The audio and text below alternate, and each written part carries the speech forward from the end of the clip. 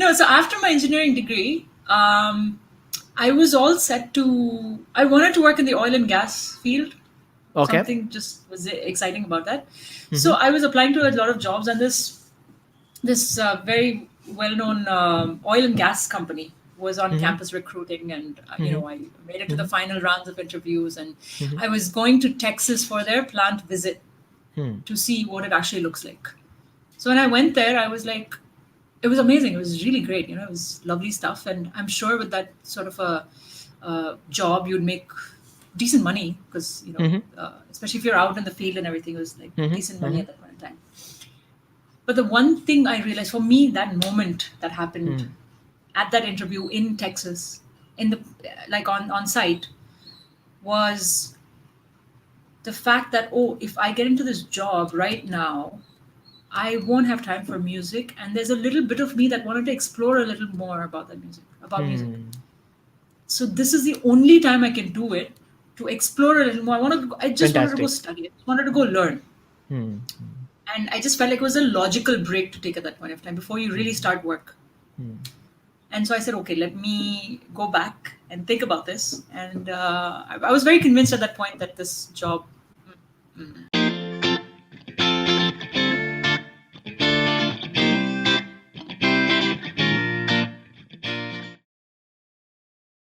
Welcome to Cracking the Code, presented by OnFlate. Today it's our 15th episode, and 15th episode. I'm super excited. I think this one is going to be a super fun episode, right? And I'm super excited to host Rasika Shekar. So Rasika is an Indo-American singer. She's a flautist, composer, and a vocalist who plays bansuri, flute. She's trained into Carnatic and Hindustani classical music. Rasika's work in Bollywood playback singing has been featured in feature films like Two States, Kill Dil, Katti Batti, Love Games, and many more. And she has done multiple national and international tours with likes of Ghulam Ali Khan Sahab, Shankar Mahadevan, Shankar Ehsan Loy, and McLaughlin. So my guest today is a chemical engineer, and yes, we will in-depth at length talk about her chemical engineering degree. She's a chemical engineer, she's a singer and composer by profession, and she's a power performer. Ladies and gentlemen, put your hands together for the queen of Basuri, Rasika Shekar. Hi Rasika, good evening and welcome to Cracking the Code. Thank you so much, Diliniwaz. Thank you for having me here. It's such a pleasure. So journey has been really very interesting. You were born in Dubai, then you went to New Jersey. You have been there for a couple of years, and then you have a degree in chemical engineering and a parallel degree into music. And then you come from a family and a background where you're trained in Carnatic, Hindustani classic, and then you sing Punjabi music and ghazals and all these things. So take us through the entire journey. I think this is a great amalgamation of like everything, right? Yeah. So I mean, when you put it that way, I think it's just that it's funny because I never looked at it that way. It was just always in sort of this exploration mode that I've always been in. So everything that you mentioned has been through the just through that sort of mindset. I just wanted to explore so much within music, even outside. So very quickly, I was born in Dubai. I moved to the US when I was 12, and I started studying music. I started studying flute specifically when I moved to the US, but I'd been studying classical music from my aunt in Dubai. And then when I went to the US, I started playing flute. I started learning Carnatic classical flute, and also started sort of listening to more Bollywood music and Punjabi music and Sufi and Ghazals and everything. And on the side, I was also trying to starting to perform a little bit. And, we had, I was lucky to come from a family that loves music and sings, and they're phenomenal singers and musicians in my family. So we used to have these, weekend get-togethers where we used to do karaoke and just singing and jamming and all that. And we also had a music school where we would have a lot of visiting artists come from India, like classical musicians and ghazal artists, come and perform there. So I got a chance to sort of interact with them up close and personal. And that really, started like sowing the seeds of that interest there a little bit. And then from there, I was just so drawn towards all these forms of music that I would be on like, I don't know, would be listening to music, so many different forms of music for hours and Right. hours right after school. And yeah, I was pretty much an introverted kid at that point of time, and I spent a lot of time listening to music and learning music pretty much after school, after high school. Uh-huh. Uh-huh. Yeah. But I think And you started really very early. You were 14 or something like that when you started the music and when you started playing flute. yeah, I started playing flute when I was 13. I started learning flute. Mm-hmm. And yeah, at 14, my teacher said, okay, here, go play a song on stage. And it was Uh-huh. amazing. But, you know, and then we used to do a lot of these weekend concerts. Like there used to be a lot of classical music happening in the US. And that's one thing that, you know, really, I think I'm really thankful that happened, because there's a very big community that loves classical music, Indian classical music, both Okay. Hindustani and Carnatic music.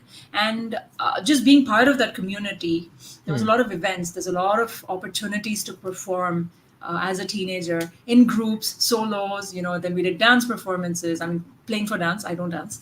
And so all that kind of, you know, you learn so much by doing that, and you kind of get a little bit of the stage experience. You get a little bit of what it is to play with other people, what it is to play in an ensemble and stuff like that.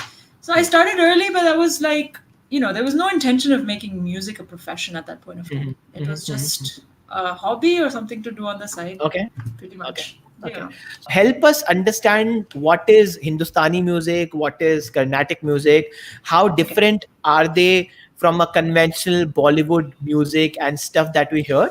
Sure. And take us through the entire, maybe the flow, then how different is Punjabi and Urdu, because there's so much of different genres. And then I Yes. saw a couple of videos on your YouTube channel. You also were singing a couple of English songs. Maybe I'm not music literate, but maybe somewhere around jazz or country. That was the thing. So educate us all. Yeah, take us through the entire thing. Yeah. Sure. So, Indian classical music is my foundation. Those are my roots. That's how I perceive music. That's how, I mean, those are the lenses that I perceive music through. Okay. In India, we have two classical forms of music: the North Indian and the South Indian. South Indian classical music is called Carnatic music, and music, I guess, that came from the northern region is Okay. Hindustani classical music. Okay. Now, you know, historically, they're all coming from some sort of same source, you know. But over time, the way it sort of evolved has been kind of different between both classical music systems. So the repertoire is different. The languages that the compositions are based in is very different in Carnatic music and Hindustani music. I mean, in a broader sense, the approach is very different. Although they're ultimately the same thing. You know, there are ragas, there are different talas, there's different, like rhythmic concepts are pretty similar, melodic concepts are similar, embellishments, like how you have ways that a melody moves, or ways that you sing, or ways that you play. There are certain things that differ from the classical system. Okay. But what isn't different is the way you train in them, Okay. you know. Okay. So nowadays we have a lot of online classes and stuff like that. But I would say, you know, the best way to study, and I'm lucky that I got that experience, is to study in person from a guru, and you spend years training in this form of music. And classical music is very, very in depth, because you really get into the intricate details of every aspect of music, really. Not to say that all the other genres have any less depth. Every form of music has a lot of depth. It Absolutely. really comes up to how much depth you want to jump into, you know. So at that time, when I was studying Carnatic music, I started listening to Ghazals, and I realized, there is so much depth in this.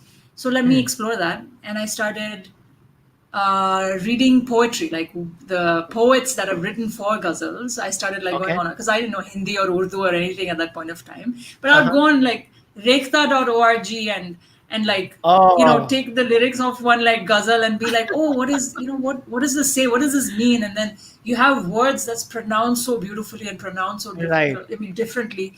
And I was like, okay, what does that mean? Like, because when I heard it, I was like, oh, this is so beautiful. I'm so touched by this. I had tears in my eyes. I was like, what's happening? Why am I crying? And I don't even know what this means. Like, why am I crying, you know? And that's the effect that Ghazals had on me. So when I started looking into ghazals, there's Urdu, and then there's also a lot of Punjabi language influences in certain ghazals. And then there's a parallel stream where you go to Sufi music or Punjabi folk music. So then I kind of like pivoted and I said, okay, what is this now? And you know, and there's so much you can really dig deep into stuff like that. But for me, it was like just captivating that the types of music that we have in India, we are so rich in that we have so many languages, we have so many forms of music, we have so many forms of folk music. We have different rhythms, it's so lush, and that I've always found fascinating. I still find it fascinating, you know. And then you also have Bollywood, which is, you know, I think it's like fusion at its best in a way. You know, if you look at it from like the yesteryears to like R.D. Burman and all those things. We found, you know, we heard Latin influences in the yesteryears that came in. We've heard jazz influences come in. We've heard now electronic music, you know, trance, like hip hop. We've seen a lot of influences come into our songwriting within Bollywood. So I kind of look at it as like everything is just musical, and everything is just like, everything has depth if you really choose to look at it that way.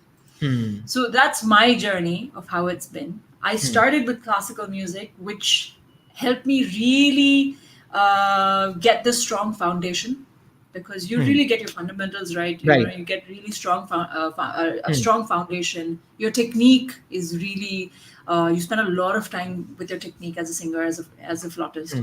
And then once you have that in place, then you can start seeing other music through those lenses. It's just a way to look at it. Yeah. So what is that maybe line of music that you haven't explored yet, or maybe is in the pipeline now? I haven't explored metal music much. Not that it's in the pipeline, but maybe, I don't know. And I don't know, maybe like rock, like proper rock music. I have heard it in a passive sense, but I do want to like dig more into the, you know, compositions of like yesteryears, like the Beatles and stuff like that, a little more in depth. So let us say if you have to introduce yourself to anybody in terms of maybe work, what is that you tell them? Because I just want to understand what's the current mindset you have right now with everything that's going on. I probably introduce myself as, I mean, I would actually say, hi, I'm a flautist, singer, composer, producer, but maybe man mein I want to be like, hi, I'm a music lover. I love listening to music.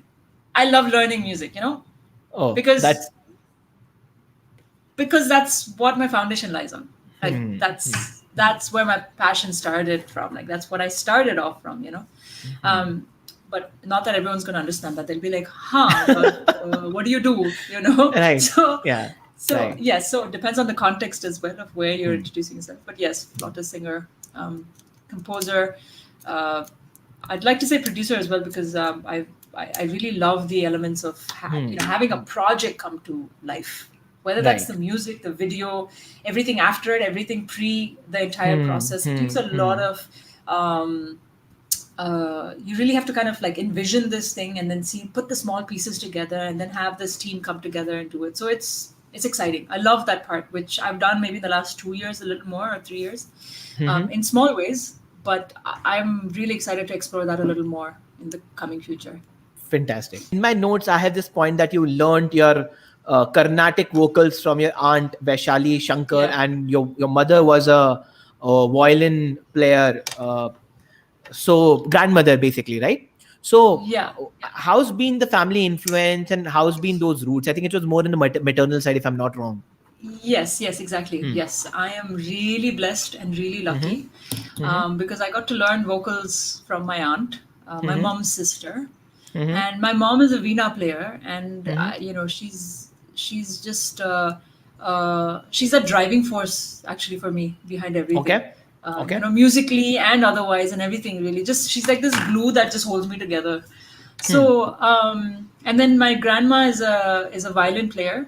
They all have studied Carnatic music, and they also grew up in Bombay. Actually, I mean, not also. I didn't grow up in Bombay, but like they grew up in Bombay, and like they have been a part of the classical music scene here, and they spent their childhood going to a lot of concerts and listening to a lot of music. And my grandmother used to play with a lot of really well-known artists. So she was, touring. So they had that exposure, and luckily that sort of experience came to me through their stories and through their values that they put towards music. Like how do you approach music? How do you think about music? Or more than that, it was just how can you. What I learned most is how do you identify like beautiful things, or how do you what's the word I'm looking for? Relish, I guess. Like relish beautiful things, like beautiful art, music. And so a lot of times a song would be playing at home, and my mom would come and say, this is so beautiful. See how they sang this, or how they played this. Same with my grandma, and same with my aunt. And so that kind of mentality was there, or that kind of conversation was there at home. Right. Which really, I think that laid the foundation to how I started seeing music. And the other part of it was work hard. Like, really invest time into your music. Practice. My mom was always saying this, not that she was like very strict or something, but she had a way of explaining it to you, that if you practice, then you will start finding out a lot more details into this art. You'll start enjoying it a little more. And then, it's going to enhance your mindset or your perspectives and stuff like that. So she always explained it in a way, not that 5 baje ho gaya, abhi practice karna hai, 4 ghanta nahi baithe. It was never like that. It was really never like that. I'm very thankful for that. She's like, if you don't do it, you won't get your dinner. Nothing like that. It was really just to cultivate this sense of appreciation for the arts and for music, and for a discipline, for really knowing how to push yourself, how to sit and say, okay, what did you do this time? That means what do you have to improve for next time? Practice, listen to a lot of music. So that kind of conversation used to happen at home continuously. And I think that really put that foundation in place. Okay. How has been the paternal side of the family? Like, because this all has been on the maternal side. What was your father into? What was his influence on your music journey? And what was the entire relationship like? So let's explore that side, because of course I couldn't even find anything online about that. So I'm curious to know. Yeah. So musically speaking, my paternal grandfather was an amazing singer. Just naturally talented. I think he just had music, in his system. And I think I've been blessed with those genes as well. Yes. My father he loves music. He doesn't sing or anything, but he loves music. And I think he's more than music, more than specific to music, he's instilled a lot of other values and thought processes, which are very important. Vision, to have a vision for something. Right. To be relentless about having that vision and about just chasing that vision. He has never made me feel like, because I am a girl, I'm any different from anything, or I am less capable of doing anything. Never. Very nice. Super. And strength, like just your mental strength, having faith in things, having faith in a spiritual power, or having faith in whatever it is, whatever you feel like is going to ground you, having that faith and not moving a second or an inch away from that faith. All right. And that I have seen him, he's not just someone who preaches and live it. I've seen him live it day by day. Every day I've seen it. And that, along with music is what I do, but then these kind of values also come into place when you really have to go through the motions. Absolutely. Right? So, Absolutely. It was the best of the best combinations. It was like, okay, music and art, that's one side. And then you have the other values that are equally important to look at things. So, I started thinking of certain things in a way from childhood. Wow. So that's one thing, and the other thing my parents have luckily never done is I have a younger brother, and they've never compared us. They've never compared us to anyone else. So, that's been nice. So then you kind of like, you look at your own strengths and you look at your own journey, and you kind of like start introspecting a lot more. Sure. I'm sure you as a person would never had this conflict wherein you wanted to pursue music as a full-time professional career, and there was some sort of how do I put it, some sort of a backlash from the parents that, hey, this is not something you need to go and do a secure job. I'm sure that was not the case with you. They wanted you to be a musician, or was not that the case? Honestly, I never thought about becoming a professional musician when I was Okay. growing up. Neither did we ever have a conversation at home about, uh, you know, music is what you have to do as a profession or not, or anything really. Um, I actually didn't even know what it meant to be a professional musician, because no one in my family was really professional musician. My grandmother did play, a violin with a lot of concerts or something, but professionally performing out there, I didn't know what that meant. I didn't know what the Okay. lifestyle meant. I didn't know what. I really had no idea. So there was really no conversation about that, So I didn't have to say, "Oh, you shouldn't do this." You shouldn't.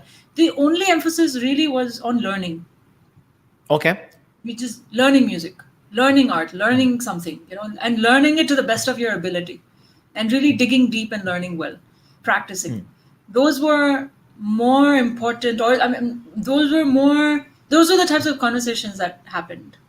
So there So was, maybe help me break it down. So maybe yeah, Rasika at 14, then Rasika at 16, then Rasika at 18, yeah, then 22, 25, and these are the benchmarks when you're in 10th and 12th and college, and then you yeah, graduate, then you go for post graduation, and then considering you yeah, also have somewhat a chemical engineer degree, I'm still yet to talk yeah, about that. So help me yeah. break these things. At 14 or 13, I moved to the US when I was, 13. And that was probably the biggest culture shock for me ever, Okay. Yes, we had great values and everything, but then as a teenager, when you move to a completely different country, Yes. it for me it was like, what just happened, because it's a new culture by itself. It's a new set of ways that people think, the way people speak. Um, and you're a teenager also, so you're also really going through a lot of like, you know, it's pretty much like the biggest crisis of your life at that point of Right. time. In its own way, it's in its own like little, you're in a little world and shell, and you're like, you don't know how to talk about it, because Absolutely. how do you speak about stuff like that? So um, at that point, it was like I didn't know how to speak to my parents about it. My dad was he was back in Dubai, so he didn't move with us at that point of time. So he was then shuttling between, here. My mom, so it was just my mom, my brother, and I, and my brother was like in second grade. So I think for him it was a little easier because he was like very young. For my mom also, I'm sure now I understand it even more, that it was quite challenging, like just like two kids and then move another country and then get them to school and figure out this whole new culture and the way things work. Like your groceries are different. You have to drive like 10 minutes to go get milk.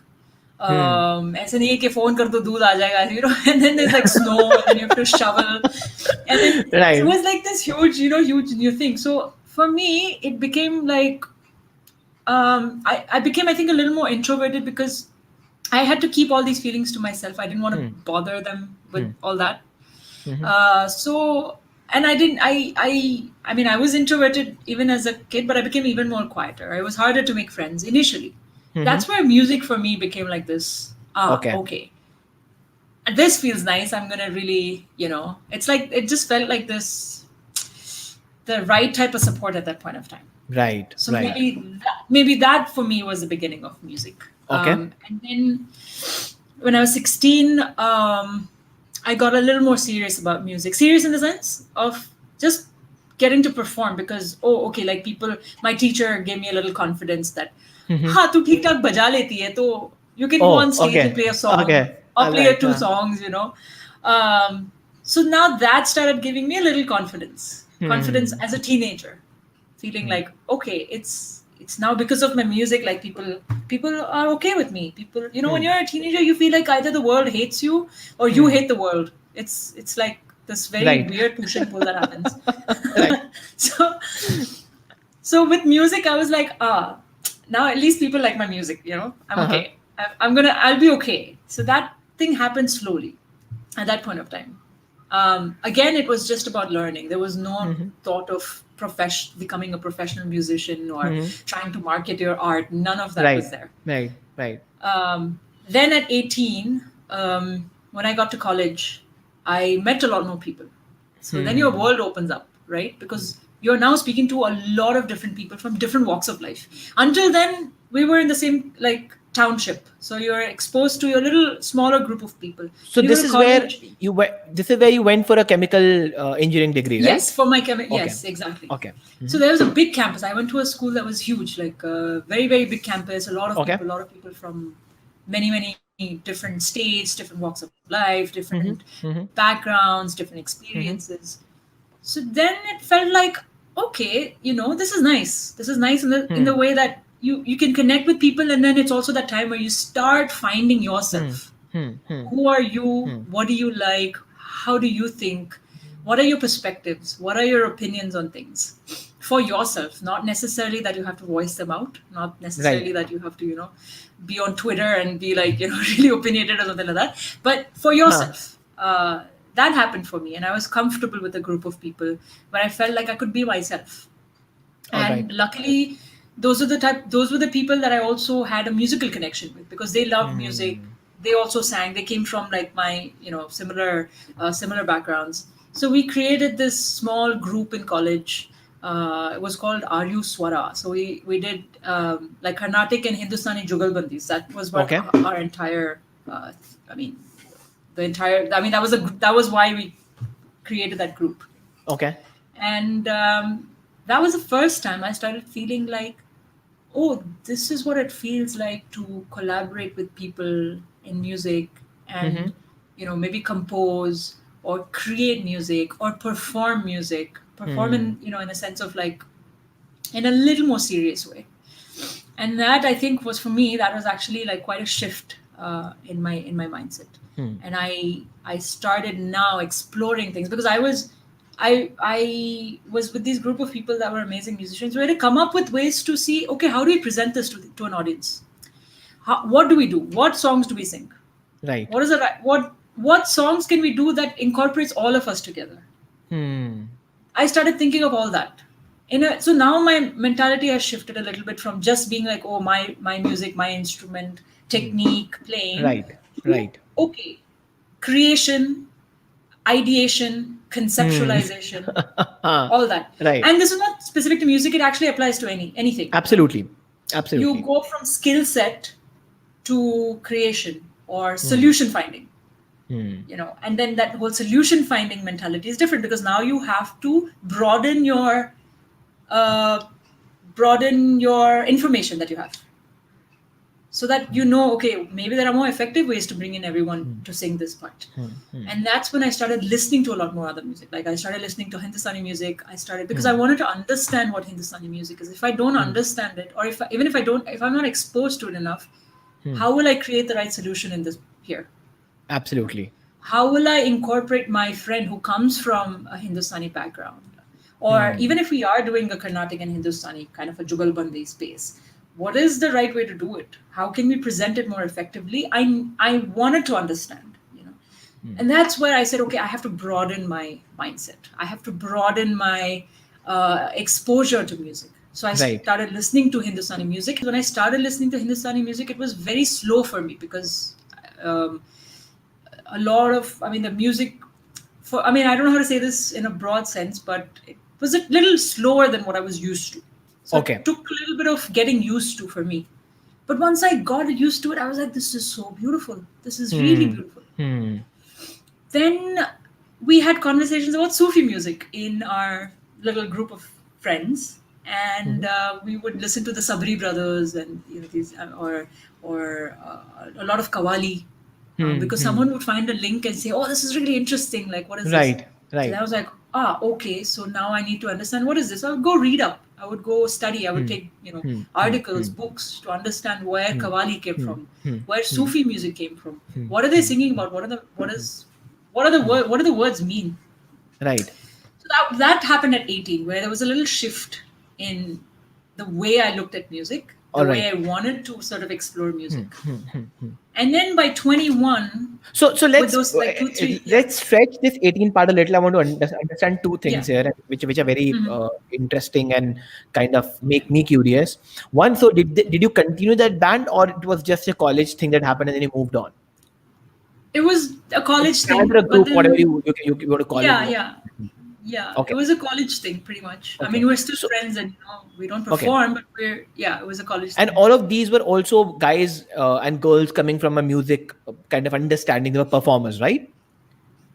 Yeah, yeah. They'd all been either trained in music. Yes, they had all been trained, exactly. Yeah, they had been So trained. were you not in a mindset ever to kind of build a band professionally and kind of build something like what everybody was doing back then? Strangely, no, because I didn't Okay. even, to be very honest, I didn't Hmm. know what bands are at that point. I mean, it's weird that I say this, but Is it maybe you were never thinking from the profession point of view? You never wanted to be a yes, professional musician. You never wanted to kind of do a band, right? huh? Maybe, yeah, maybe because Maybe. it's not like I didn't want it. I was not Hmm. even thinking of that. I was so All right. engrossed with Hmm. like Hmm. with like You're what chemical all music engineering. had. Huh, that was also like, oh my god, yeah, that was crazy. That was just, it So was nuts. that's the second thing I want to talk about. So Yeah, yeah, why in the entire world did you yeah. pick and Did choose I pick to be? chemical engineering? Right. What was this the thing there? I want to definitely want to talk about that. Yeah. Okay, so there's like, If I would um, love it more. I would love it more if it's an embarrassing story. That's content for yes, us. yes, yeah, yeah. I actually applied to the university wanting to be a doctor. There's this there's this pre-med track. So, I have no idea why. It was just that around that time, Mhm. like the Indian Americans Mhm. were Mhm. all about being doctors because Right. I don't know why. Like, I'm not generalizing, Uh-huh. but most of them did it because they were really passionate about it. Fair enough, great. But there were Let me. people who did it because they could make money. I did go into that mentality. Uh-huh. Uh-huh. I was Uh-huh. part of that feeling that, oh, Uh-huh. I needed to become a doctor because now I'm in America and it's just a thing that Indian Americans do. I don't know. There's nothing right or wrong. I'm not trying Mhm. to say that it's wrong. I think my intention behind it wasn't honest then. Hmm. I Right. was Absolutely. trying to become a doctor because one, everyone was saying it's probably what I don't know. I felt like, oh, because if you study to be a doctor, you'd be respected more or something, Absolutely. or you'd be making more money, or Hmm. Hmm. which is true. But if your intention is about, yes, I love the field. I Yes. want to do the field because I'm genuinely attracted to that field of work. Hmm. Hmm. And for me, one day I just sat down and I was like, wait a minute, Rasika, I cannot stand the sight of blood. Hello? Hmm. What am I going to do becoming a doctor? Wait, Hmm. I had to really like think, and I really had like this day. I was like, that makes no sense. I mean, Hmm. I can't. I'm scared of hospitals. I'm scared of the sights of hospitals. I feel very weird. So I was like, okay, there's something wrong. I don't think this is a good idea. Hmm. And by this time, one semester had been done already. Oh, So so you I were was doing like, oh, medical by then. Back then, you were doing medical. yeah. So there's this like it's like this Oh. pre-med track where you have to start, knowing that okay, these are the types of courses you want to take because you want to start taking the MCAT exams Oh, and that's everything. very interesting. So I started taking organic chemistry or something like that. I don't remember now, but I did it. I took like some advanced math courses and Okay. stuff, thinking, okay. I was very charted. I was like, I need to take these courses so I can write the MCATs, and then these are the types of medical school I want. So when I realized that, I was like, okay, this is not for me.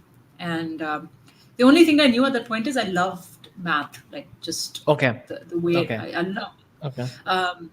I loved like analytical things, like Hmm. figuring out solutions to things and stuff like that. In engineering, the concept of engineering, what engineering really stands for, excited me. Oh, Not okay. because I didn't want to impress anyone or anything. It wasn't really that. It wasn't like, oh, I should become an engineer because if not medical, then what else to do? It wasn't like that. It Hmm. was it was because I loved math. I loved problem solving. I loved, you know, I was excited about getting those analytical skills that you get through engineering. Right. And chemistry is just something I really loved. I mean, I couldn't see myself doing computer engineering. I didn't know much about it, to be honest. So chemical engineering just seemed like a perfect fit to doing engineering because I loved chemistry. Right. But the interesting thing is that chemical engineering doesn't have as much chemistry as you would think it does, you know? Okay. Is it? Yeah. So there's a lot of processes, and Okay. you can then, towards the latter half of your engineering degree, you can either go into the biochemical, you can go to the pharmaceutical, you can go into oil and gas. There's like so many different forms of branches that you can take. So I did my undergrad, my bachelor's in chemical engineering, and then 2 years back or 3 years back, I did my master's in music from the Berklee College of Music. Okay. So finally, you realized that engineering is not for you, and you went back to music. No, so after my engineering degree, I was all set to. I wanted to work in the oil and gas field. Okay. Something just was exciting about that. So I was applying to a lot of jobs, and this very well-known oil and gas company was on campus recruiting, and you know, I made it to the final rounds of interviews, and I was going to Texas for their plant visit to see what it actually looks like. So when I went there, I was like, it was amazing. It was really great. You know, it was lovely stuff, and I'm sure with that sort of a job, you'd make decent money because, you know, especially if you're out in the field and everything, it was like decent money at that point in time. But the one thing I realized for me, that moment that happened at that interview in Texas, in the on site, was the fact that, oh, if I get into this job right now, I won't have time for music, and there's a little bit of me that wanted to explore a little more about that music, music. So this is the only time I can do it, to explore a little more. I just wanted to go study. I just wanted to go learn. And I just felt like it was a logical break to take at that point of time before you really start work. And so I said, okay, let me go back and think about this. And I was very convinced at that point that this job, not at least what I can figure out from the entire conversation I have had till now with you is, I think it's the curious side of yours, and it's the learner and explorer in you that has kept on going and has taken you from one place to another. I think that's what kind of has been a key trait with you all over, right? All over these years. Yes. I think. Yes, absolutely. Yeah. Fantastic. That's that just has done two things. One, it drives you. And second, it really enhances your well of like knowledge and experiences. Okay. Give me, in terms of X percentage or whatever times, if you would have taken a secured job and not followed what you're doing, your passion or whatever, right? How much money you would have been making with what you make right now? And also tell me the happiness index or the satisfaction index. Also tell me the toughness index or the or that thing that you didn't make it overnight. You know, also how secure and comfortable and convenient that job would have been. So what I want to basically talk about the price you paid to pursue the passion or thing. So I want you to give the entire perspective to people watching. Yeah. It's hard to say, but I would have been making a lot more money. Definitely. Give me a multiple. Let us say 10x, 5x, whatever. Give me maybe 5x, 10x. Yeah, for sure. Minimum of that, right? Yeah. Because one, it's let's say if it was that job that I'm specifically talking about right after the end of the college. It was an oil and gas company in the US. So you're probably talking six figures in like a year or like 2 or 3 years into the company, because it's a very it's one, I think it was a field of work and for the degree and everything, and oil and gas being something that's well known, and you're like, if you're on site and stuff like that. So you basically multiplied by 74 first. The first max. Yeah, exactly. And then you multiply by 10x. So it's almost you lost what 740 times of money. Surely. So then I'm happy to Yeah. say that with a smile on my face, though. Yeah. Like, it's Absolutely. cool. Absolutely. Absolutely. Um, but money is one thing. The security is Hmm. another thing. Hmm. You know, in the sense of like, okay, how much money am I making? Is one Hmm. concept. The other Hmm. concept is I'm secure. Like I know that okay, at the end of this month, I'm going to get this paycheck. I'm going to get Hmm. this much X amount of money into my bank account. I don't know what Absolutely. that feels like. I don't know what that feels like. Hmm. I don't know what it feels to know that, okay, on the first of this month, my Hmm. bank account is going to have so and so money. It feels good. I'm sure it feels good. Yeah, You know, absolutely. Huh? I don't know what that feels like because Hmm. it's very, we are, I'm a performer. Um, uh, three different things. I'm a musician, a performer, and an artist. They're three different, complete different things, Hmm. which we don't speak about. We can come to that later. But Hmm. as a performer, as a musician, as an artist, it's very different money that you make for all of these things. It's very different, right? And Hmm. also, um, you you don't know that thing of okay on the first or on a 15th or something I want to make that money. Then you have seasons where there Yeah. are specific seasons where your performances are mostly all the performances happen like a lot of live events happen, which is Hmm. Hmm. typically in India, let's say from October to like March-ish. That's almost just like Hmm. half a year, really, if you think about it. Absolutely. So there's a lot Absolutely. of events happening. Now, I mean, this is like works for any industry, I guess. How to market fluctuates. How do people really want entertainment at this point of time? You know, when Hmm. so there's a lot of fluctuating points, like number of performances that are actually there. What is the demand? The type of competition. Everyone's you're like every day you're trying to create art, but you're also trying to pay your bills. You're also trying to look into your future. All Hmm. this comes with being a professional artist because it's not Right. only about the music, it's not only about oh I'm living the dream and I'm on stage performing. There's a Hmm. Hmm. lot of Hmm. back Hmm. stuff like Hmm. this that happens that you actively think about also. I mean, I'd be lying if I said oh it would have been nice to have that security and know that okay in a few years I can get a house, I can get this car, and then after that I can get another car, and then I can that I can have like this lush like blah, blah, blah. There's a pathway, right? And Right. that's beautiful, that is nice. And Hmm. of course it would feel great, but then that is a payoff when you Right. do. That It's a is something trade-off you basically that that's you make. priceless. Right. Hmm. Yes, yeah, yeah. Hmm. Hmm. So but now I don't know how it would have been if you were used to that and then you had to jump into something like this. It would be Hmm. tough. It's tough when you know that okay you are, for me I know that I am my own boss. I know that Right. everything like that's I love it. I love it now. Hmm. Hmm. That's one payoff. The other thing is about you don't. I don't know what the concept of weekends are. Just now, Hmm. recently, because I got married 2 years back, and my husband knows what weekends are, and now I also have weekends because I know what that feels like. Up until that, for 10 years, I didn't know what weekends meant because Hmm. we perform on the weekends. That's what weekends are for, Hmm. Hmm. right? You don't have national holidays. You don't have any sort of holidays because that's also when you Right. perform. you know Right. Right. that's one thing in terms of like timing and getting time off, which also Hmm. translates to time with family. I've had Hmm. to be Hmm. away from family for so long. I pretty much left home when I was 21, 20 actually, 20, Okay. 21, Okay. and that too to a completely different country where I didn't even grow up. Hmm. Hmm. So it was like kind of crazy now that I think about it, but that feeling when you actually get up on stage and you Hmm. perform, or Hmm. you Hmm. release a track or something, it's priceless. It just feels amazing.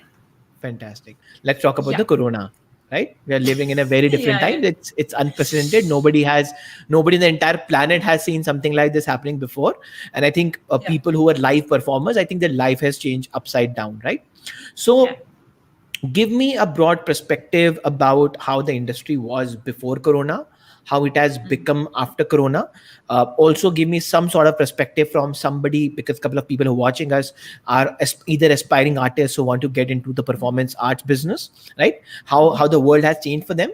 And what did you do any Zoom events and Zoom lives, or did you Yes. hosted any Yeah, yeah. Zoom concerts? So give us Yes. some insights on that. Yeah, so right off the bat, I mean, all live events have been stalled. Yep. There's nothing happening. Pretty much no live, no corporate events, no college events, no festivals, projects that maybe film projects. A lot of films are stalled because they haven't been able to Yes. get their production up there. So because of that, that's been delayed, and because of that, music work for those projects have been stalled. The other scary part is that this industry will take a lot more time compared to many other industries to really get back on its feet, because it's the last thing that's really going to open up. Even if we do see a change, what are people going to really cut off on? Entertainment, Absolutely. big gatherings, no festivals. So when you don't have that, it's going to take us longer to really get back on that. So that's what the industry is really facing right now. In terms of events, I have done quite a few live events. I have to tell you, it's a very, very strange but exciting experience, because you're literally singing to a selfie camera.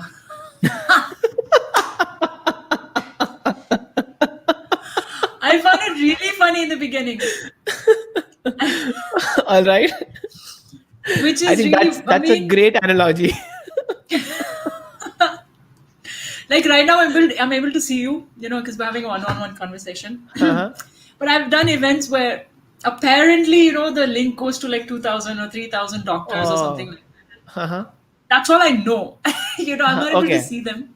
Okay. So it was very different in the beginning, because I'm used to being on stage and feeding off of that energy, as any performer can do. Yes. You feed off the energy. You love to look at that smile on their face. We live for that. We love that, like, we can perform and just know that a person that we've given that one smile to that person in the audience. Or that joy, or someone who sings along with you, or someone who just experiences that music. And that's priceless. So now all of a sudden, you kind of have to envision that that's happening. You envision that, or you kind of, you have to know that, okay, there are believe people that's actually happening. You have to believe that's happening. Exactly. Like, run it in your mind that, okay, people are sitting in their living rooms and they're watching you. So it became like a very different skill set all of a sudden. It also became like a different mentality, a little different way of, like, I had to approach it, because now I didn't have that thing of, I can feed off people's energies right now. I only have my laptop and I have my own face in front of me, But something very interesting happened, is that I realized that this is the time I have to really surrender to my music more now, because I don't have that energy from people. Wow. I really cannot see anyone. So I have to surrender, and I have to ask of my music and my art to give me that energy. And that was very beautiful, actually, for me. Yeah. Because I could shut my eyes and really because then I felt like I was actually singing for myself. And I think that's a very different thought process. I think that's very deep. That needs to come from inside out, right? Yeah. I loved it, because it was like, now it's everything that's coming is just coming from my heart, really, like from a very deep place. And once I started looking at it in that perspective, I was like, okay, this is nice. I don't mind doing this. Of course, now the other part of it is that, coming back to the money part of it, it's nothing close to, what performers were making out of that. So in large senses, and I'm saying this only for me, who luckily I have, resources to do this, like technology, laptops, cameras, and maybe even the skill set to do this. That's not true for a lot of performers. That's not true for a lot of folk musicians. A lot of musicians coming from small towns and small villages, they don't have the network or something. So it's really, really tough times for them. Because this is pretty much their bread and butter, and they're used to, doing only live performances. And all of it just got shut all of a sudden, Yes. So it's not like they can just overnight kind of learn this new skill set that, you got to get a laptop, know how Zoom works, enable camera. It's a lot. Give me, maybe if you can break into 3 parts and 3 parts each, give me 3 advice on the skill side of the entire game. If somebody who's watching this, who's a new performer, wants to get into the music business, performance business, wants to be somebody like you, and then also 3 things they need to take care of from the general overall general work point of view, break it into this for me. Specific to Okay. music, it's hard to pinpoint three because it depends on what kind of music, what is it. But like broadly, let's say approaches. One approach, and I might contradict myself, but I'll explain why I'm Sure. not. Um, Absolutely. One is to really dig deep. Mm-hmm. I cannot emphasize this enough because, and by digging deep, I really mean like getting into your craft well, like really knowing uh, the nuances of it and really understanding where it's come from, what you want to do, like really digging deep into it, whether you play an instrument, whether you are a composer, whether you are a producer, or you're a performer or you're a writer or a poet, really digging deep. And by deep, I'm saying, from my perspective, for example, if I'm learning the flute, um, what what are the techniques, what is the right foundation. Okay, if I know this foundation, how can I dig deep into that foundation? That is, if I have a set of exercises that I'm doing, how can I relook at that space, that same exercise again? Okay. And that's the type of deep I'm talking about. Not, okay, I've done this exercise, let me just do the same exercise. Okay, within that exercise, what else can I think about? All Like, right. Okay. what, if I'm doing this task as my Mm-hmm. exercise every day, as my part of my riyaz or whatever. Okay, for example, how can I change the rhythm within this exercise?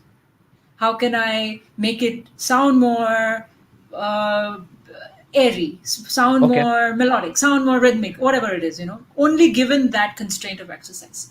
And that's how you dig deep into smaller nuances of that exercise. So dig deep, Mm-hmm. that's one thing. Second thing is find yourself, find your sound.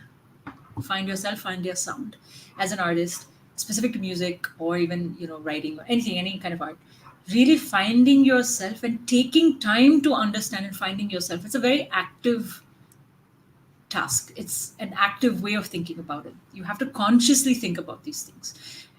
The minute you're only trying to be like someone else, it's like, I mean, there's nothing wrong about it, but I think what you can experience when you find yourself is it's really sweet.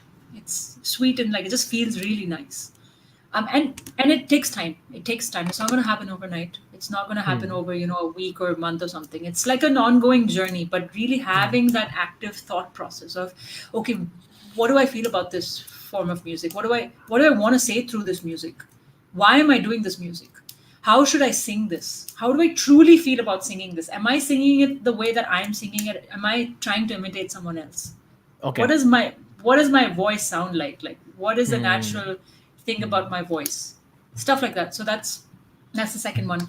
The third one, is that, especially I think nowadays, is also to um, like borrow from other skill sets that is outside of your main skill. If that makes sense. Like, if your main thing is production or main thing is composition, you have to broaden your uh, mind or your exposure, or find a little bit of skill sets from other places. Now, this might sound contradicting to the first one. Like, how can you say you dig deep into one thing and also like open Huh. your?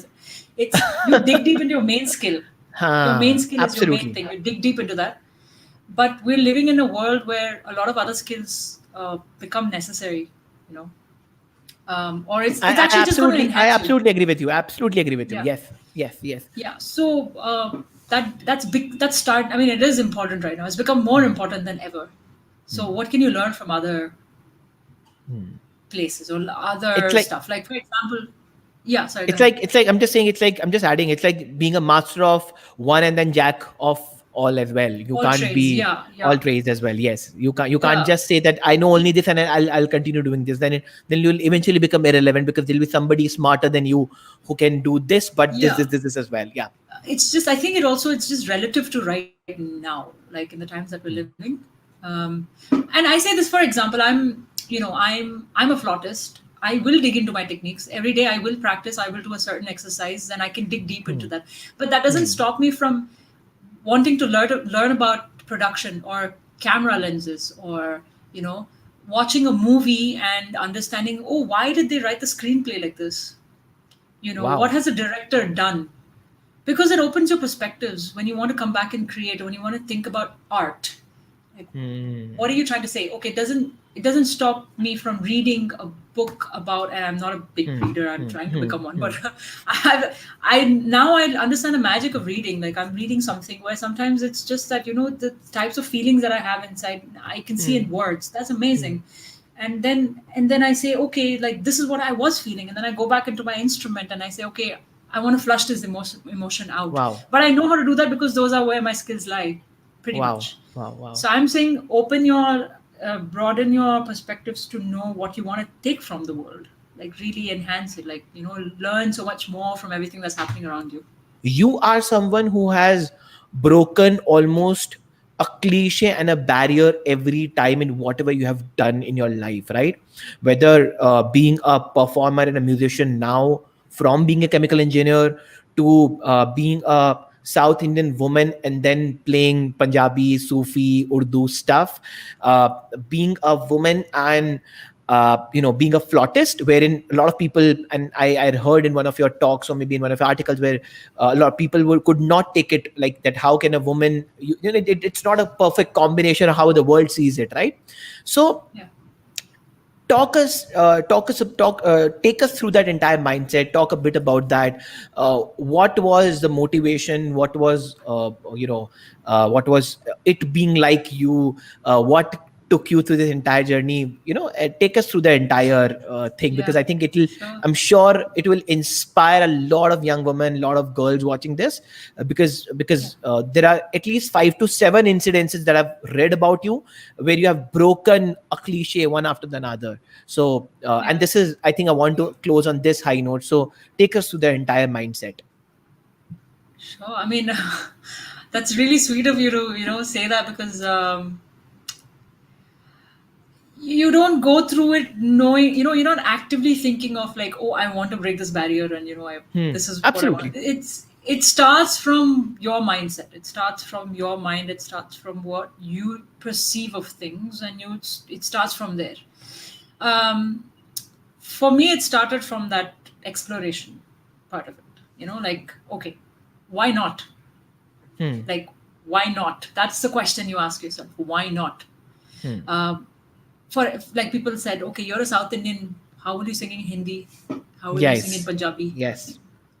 Why not? And now, when you say why not, you got to back it up. So you got to go and you got to really, like, spend hours Hmm. and listen to only Punjabi music and listen to the way they pronounce their the or the. It's very different. You go and you spend hours listening to Urdu talk shows to see how do they speak. Kh, that sound, or Hmm. whatever it is, and you take uh, criticism.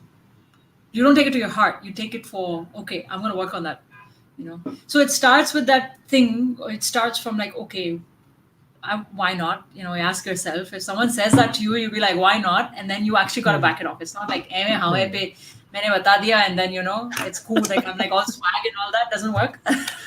Uh-huh. You gotta go back and really know what you're talking about, know what you're doing, and that comes from, again, digging deep into that perspective.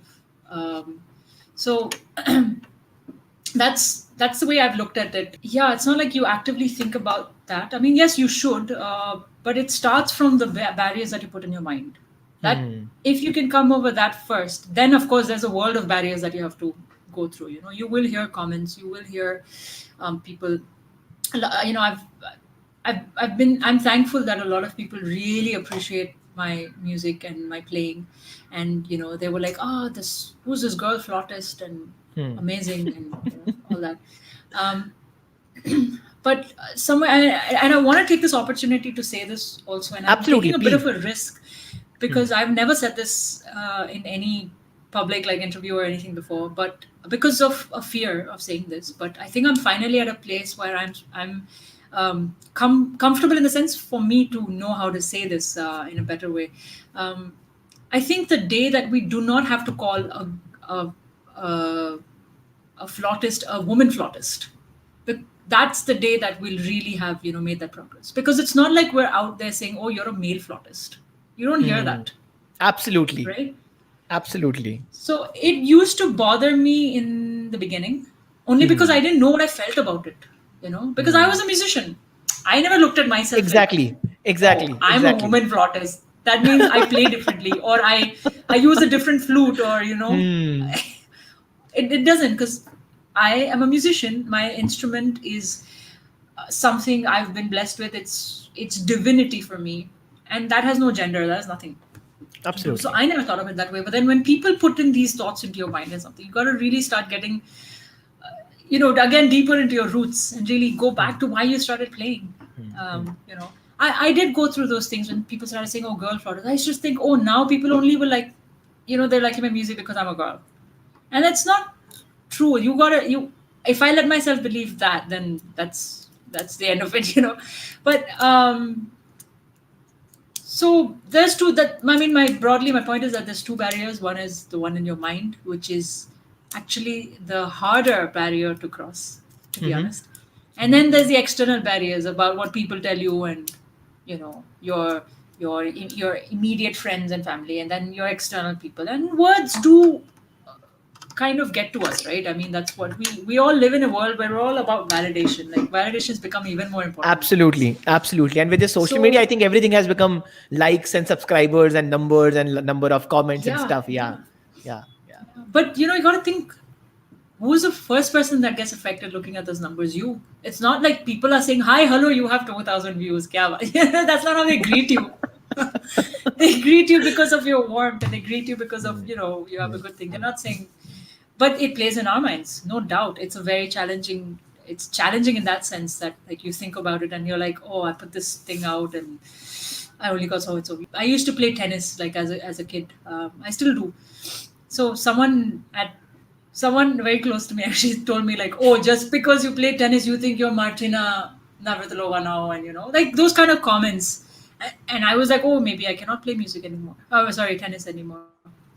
So the Hmm. thing is, it's just that a lot of these like comments and everything sits in your system, but it also comes down to your own barrier in your own mind about what you're capable of or not that. So mm, yeah, that's how I kind of look at it, like internal and external barriers, On basically. that note, let's move on to the lightest part of the conversation, which is the Okay. rapid fire. I'll be asking you a couple of very light-hearted questions, and Yeah. then we'll be picking up, the questions from the audience side. What do you enjoy the most if you're not playing music? Other than music, what's that you like enjoying? I love playing tennis. I Okay. I get very excited. I love playing tennis, like just being on court and doing a couple of drills of forehands and backhands, or even playing a game or something. I love it. Hmm. I've played since ever since I was 16, I think, and then Okay. I left. I mean, after I kind of moved here, um, didn't play for a couple of years. I just started back last year. Oh, is Of it? course, not played now again because I've been home, but I just Huh. called my like trainer the other day and I was like, are the courts open now? Like, please, I really Hmm. want to play. Hmm. He's like, हाँ madam अगले हफ्ते से हम लोग शुरू कर देंगे अब आ जाइए. Like, great. So I love Uh, watching tennis. Yeah, I really enjoy it. what all instruments can you play? We can see you playing, I think, piano, and then you playing flute, and then maybe I think there's some box kind of a thing. I'm not sure what's the name of that. I'm really sorry. As I said, Yeah, yeah. I don't understand No, it's music that much. yeah, I think you saw a cajon. It's like Cajon, a right? The cajon. box when you Yes, sit it's and like you a little kind of box. tap. Yes.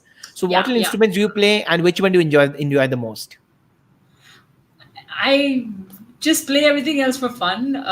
Okay. I I love playing percussion instruments like a hand Okay. framed drum, like it's called a ganjira. It's from South India, so I love playing that. Hmm. I love playing Hmm. cajons.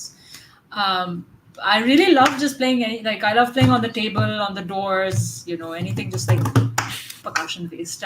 So, out of all the genres that you sing in, what's your favorite Yeah, genre? Carnatic music, no Carnatic doubt. music. Yeah, Okay. yeah. So so I like asking typical musicians or professionals this question, and I know it's going to pinch them a little bit. What's your favorite Bollywood song? And don't give us the 80s or the 90s or the 70s song. Give me a latest one. Oh, latest one. Okay. Yeah. I actually really like Kalank. And I'm not saying this because I just put a video out of my version of Kalank, but that's not what I'm saying this, and this is no ways like my pitch to say like, oh, please go watch my video. Nothing like that. I really love the melody. The melody is gorgeous. The Okay. rendition of Arijit Singh has done a Okay. fabulous job as always, and just the composition is really beautiful. What's your biggest achievement, or what do you consider as your biggest achievement till now? This might not sound like an answer that anyone's expecting, Go ahead. but I Go ahead. think my biggest achievement would be the ability to constantly open my mind up, Okay. because you become more compassionate, and there's a lot more empathy that you become more compassionate towards uh, people, towards your art, towards yourself, by constantly opening up your mind. And I think everything aside, as human beings, I think that's like something that just feels good. Like so, Fantastic. and I say achievement because it is work. It is Yeah. work on an everyday basis, on like a daily basis. It's work. You really have to reassess things that you think about and think of like, why do I think about this way? Am I missing a perspective? Should Right. I be considering another perspective? Should I ask someone about another perspective? So it is work. It's constant active work that you have to do. So that's why I say it's an achievement.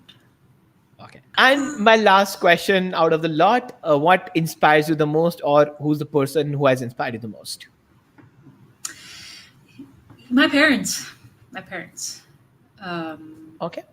Fantastic. they're brilliant human beings All right. to start off with. Wow. And just the most gorgeous minds and the most open-minded people I've had the good fortune of being born to. Fantastic. Yeah. I'll pick up a couple of questions that we have received, and then we will wrap. Hi, Rasika. I'm Mansi. I am also an Indian classical singer and have recently started posting it online and have got some great response. Would be great if you could help me on how can I take it forward. So maybe you can Great. give Yeah. more tips on the YouTube side of the business, or how do you build an audience, or how can Okay. she Okay. work a bit about that. You can see the questions, right?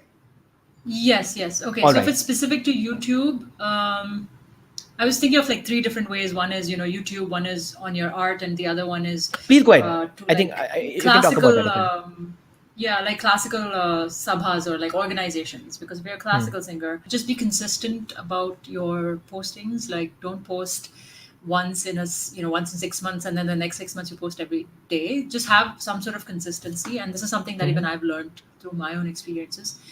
Consistency can really take you a long way, especially with the online system and the online way of it, the way it works. And then you have all the basics, like get your basics right, like your lighting, sound. Just make sure the quality of your sound is really good.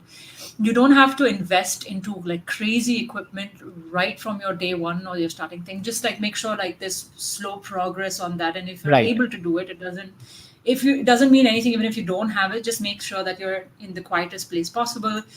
If you can get a nice mic and then a sound card, and then make sure it's recorded, make sure your lighting is great. These things really go a really long way in videos and like how people enjoy your videos. So that's one. And yeah, if you can also, just sing whatever you really feel very passionate about. I think that'll really reflect on your face and in your music as well. All right. Consistent versus quality. Give us an analysis onto that. What do you think? Yeah, I am a big example of failing in that category, actually. I have been in that phase, but I have so much, like, just worried about quality so much that I have not worried about consistency, right? Like, I would post something once in a blue moon and feel like, okay, this is decent quality. And then I'll have something in my hard disk and I'll be like, I'm not sure about it. And then, like, not post Exactly. anything for. And which comes to your point also that, out on YouTube, like, my stuff is probably not too many in terms of like my experience or whatever. So that fear has I have been a part of that fear. I know what that feels like, and I have learned from it, saying that if I worry about quality too much, that just sort of means, and this is just my experience and how I convinced myself to like stop worrying about quality. Is like, okay, if I'm really worrying about about my quality, I'm actually like maybe hiding that. It's just fear. It's just fear, and I'm Right. hiding that fear. So I just acknowledged that fear for myself, saying, there Right. are a couple of imperfections which, when I acknowledged that for my fear, I felt this entire pressure and burden just get off my Right. Right. shoulders. Right. I Right. was like, it's okay if I make a mistake, it's fine. It's all right. I will learn. Maybe my next one will be nice. And Yes. it's just knowing that the human mind will always take the negative comments like 10 times magnified than the positive ones. So I will have Absolutely. like 1,000 Right. comments on my video that says, great job, Rasika, amazing, I love you. But I will look at that one comment which says, Sur theek se, whatever, some comment. And that's good comments because I should take that constructively. Like, it's good stuff to know. Like, if they didn't like a certain aspect, that's great. I'll try and work on it. But we don't we'll magnify every small like bad comment and we'll forget about the good comments. So the quality, you should obviously have a certain quality. Like, don't Right. slack on a couple of things, but don't. I think it's a fine line between really worrying about it too much to a point that you hinder Yes. your progress. Absolutely. So, on that note, we have officially covered almost everything, but let me call it as the part one of the podcast, and I'll be waiting for hosting you once again. Any Oh, concluding lovely. points that you want to kind of add, or we'll wrap then? Lovely. And Dilnawaz, I and I really, think really had a, yeah. and if you can, if you have, do you have time to play something for us? Play a little something very quickly. Why not? Why not? Let's do Maybe, and then that. I'll Yeah, do my thing here. sure. Why not?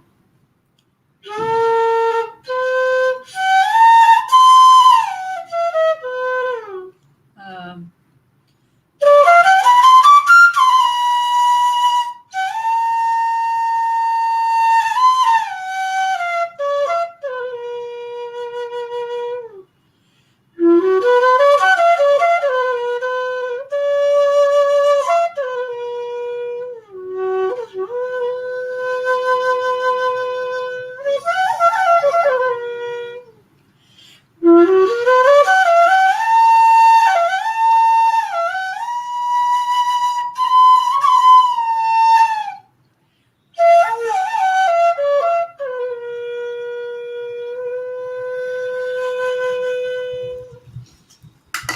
just a little bit of something for you all. Wow, that's Um, so beautiful. That's so so, beautiful. Thank you so much, Rasika. yeah. Thank you. I would do a longer one maybe next time. But thank you, Dilnawaz. I just wanted to say that this has been such a amazing chat because we don't. It's not like every day you get to speak about these things specifically. So thank you for having me here, and Thank you so thank you much. for And I letting me. really appreciate you coming and giving your time. It was lovely talking to you.